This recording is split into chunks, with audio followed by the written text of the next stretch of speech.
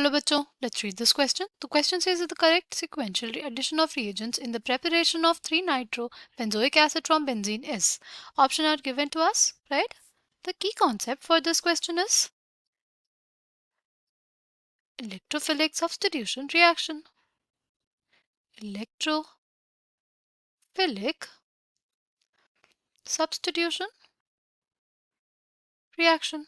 अगर हम लोग बात करते हैं इलेक्ट्रोफिलिक सब्स्टिट्यूशन रिएक्शन की तो क्या होगा उसमें हमारे पास सी सबसे पहले हम लोग ये समझेंगे कि हमारे पास ये इलेक्ट्रोफिलिक का क्या मतलब होता है सी इसमें हमारे पास जो अटैकिंग रिएजेंट होगा जो हमारा रिएजेंट होगा उसका जो इलेक्ट्रोफिलिक पार्ट होगा वो सबसे पहले अटैक करेगा ठीक जो हमारा रिएजेंट होगा उसका जो इलेक्ट्रोफिलिक पार्ट होगा वो सबसे पहले अटैक करेगा इसीलिए इस रिएक्शन का नाम क्या है इलेक्ट्रोफिलिक सब्स्टिट्यूशन रिएक्शन राइट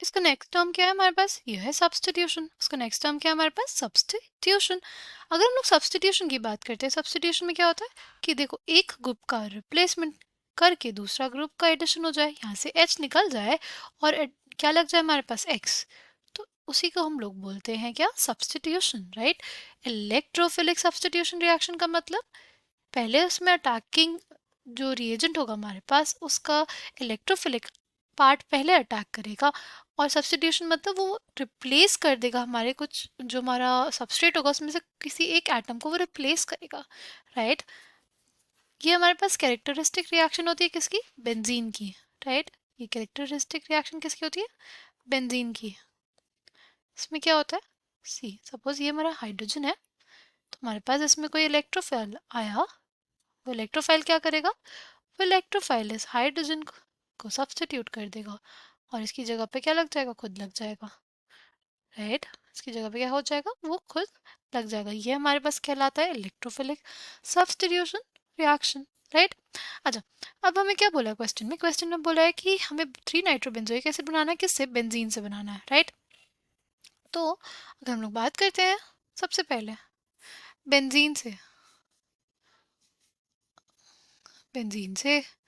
अगर हम लोग रिएक्शन किससे कराएं Br2 और AlBr3 दिया हुआ है राइट क्या होगा हमारे पास सी इसके वजह से हमारे पास Br2 और AlBr3 है उसके वजह से हमारे पास जो इलेक्ट्रोफाइल जनरेट होगा वो हो जाएगा Br+। ये इलेक्ट्रोफाइल क्या करेगा ये इलेक्ट्रोफाइल हमारे पास जो हाइड्रोजन है उसको रिप्लेस करके लग जाएगा राइट और हमारे पास किसका फॉर्मेशन हो गया हमारे पास फॉर्मेशन हो गया ब्रोमोबेंजीन का राइट हमारे पास किसका फॉर्मेशन हो गया ब्रोमोबेंजीन का अब अगर हम लोग पहले ऑप्शन की बात करें तो ब्रोमोबेंजीन के बाद उसने क्या किया HNO3 और H2SO4 का रिएक्शन कराया देखो HNO3 और H2SO4 जो होता है ना अगर रिएक्ट करेगा इससे तो क्या होगा देखो इसमें ना हमारे पास जो HNO3 है वो एक्ट करता है as a base right act करता है एज अ बेस और H2SO4 act as an acid और इसकी वजह से हमारे पास जो इलेक्ट्रोफाइल जनरेट होगा वो होगा NO2+ राइट अब राइट अगर हमारे पास ये NO2+ आएगा किस पोजीशन पे आएगा इस पोजीशन पे इस पोजीशन पे इस पोजीशन पे किस पोजीशन पे सो ये डिसाइड करता है हमारा ये जो ऑलरेडी लगा हुआ ग्रुप है देखो यहाँ पे हमारे पास कोई ग्रुप नहीं था इस वजह से हमारे पास हम सारी पोजीशन क्या थी इक्विवेलेंट थी राइट बट सिंस अगर यहाँ पे एक ग्रुप प्रेजेंट है ऑलरेडी तो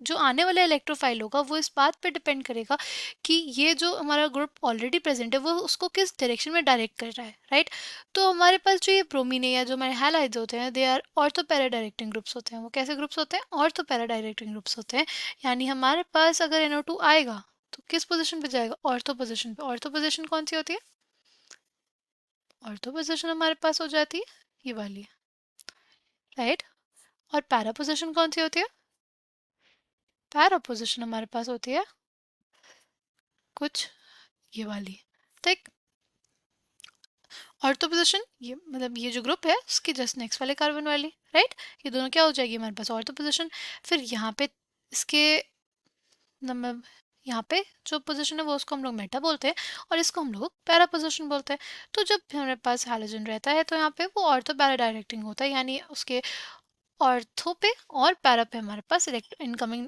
इलेक्ट्रोफाइल है वो जुड़ेगा ठीक अच्छा तो हमें तो बनाना था 3-नाइट्रोबेंजोइक एसिड मतलब हमारे पास नाइट्रो ग्रुप के रिस्पेक्ट में ये अगर 1 है, ये 2 है, 3 है, यहाँ पे ब्रोमीन रहना चाहिए था, तब जाके हमारे पास 3 नाइट्रोबेंजोइक एसिड बनेगा। यानी ये जो ऑप्शन है हमारे पास वो गलत हो जाएगा, राइट। ऑप्शन ये हमारे पास गलत हो जाएगा और ऑप्शन सी भी हमारे पास गलत हो जाएगा, बिकॉज यहाँ पे H2SO4 है, और जब हमारे पास जो बी आर डायरेक्ट करेगा वो अर्थ पोजीशन पे करेगा या पैरा पोजीशन पे करेगा, राइट। अगर इसको 1 बोले, ये 2 बोले, 3 चाहिए हमको, यहाँ पे तो 4 पे है, तो ये भी हमारे पास नहीं दे रहा है, राइट। तो ए और सी हमारे पास इसलिए गलत हो गया। अगर हम लोग बात करते हैं NaCN की, देखो NaCN जो है वो हमारे एक न्यूक्लियोफाइल है, राइट। साइनाइड आयन जो होता है हमारे पास वो एक न्यूक्लियोफाइल होता है, राइट।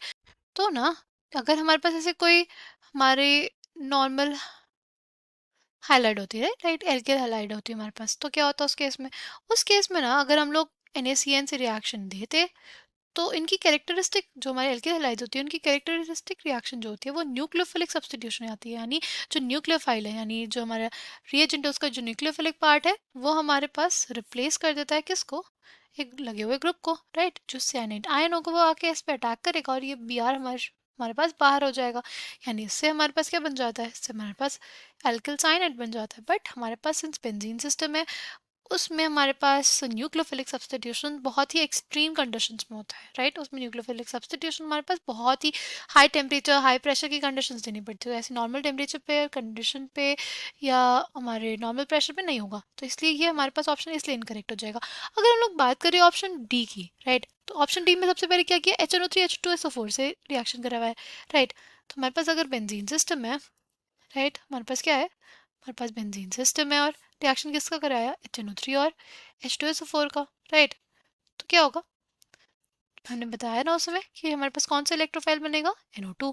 तो हम लोग क्या कर देंगे, NO2 लग गया। फिर क्या होगा नेक्स्ट, फिर हमारे पास हो जाएगा Br2 और AlBr3। इससे हमारे पास कौन सा इलेक्ट्रोफाइल मिलता है, इससे हमारे पास हमें मिलता है Br+ का इलेक्ट्रोफाइल।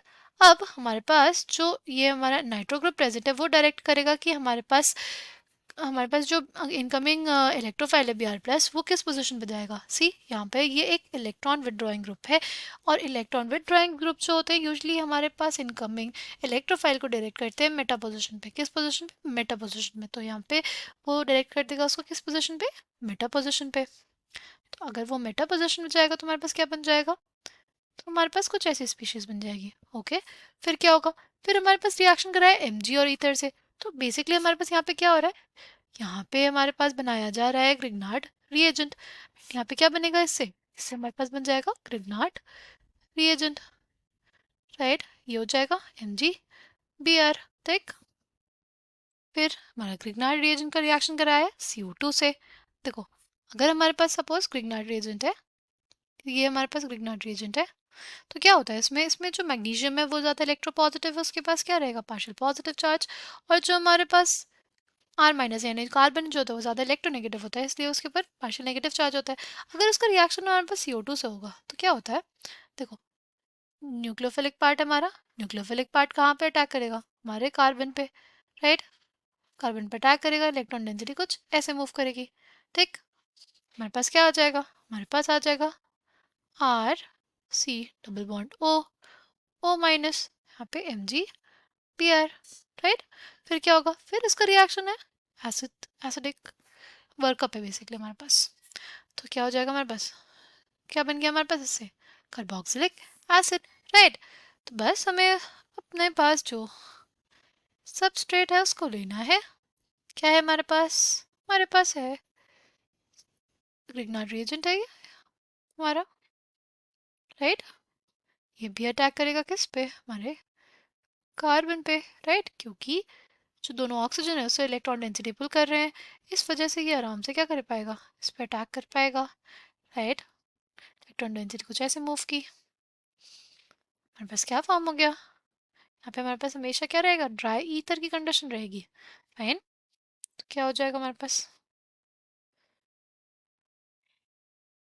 ये हो गया,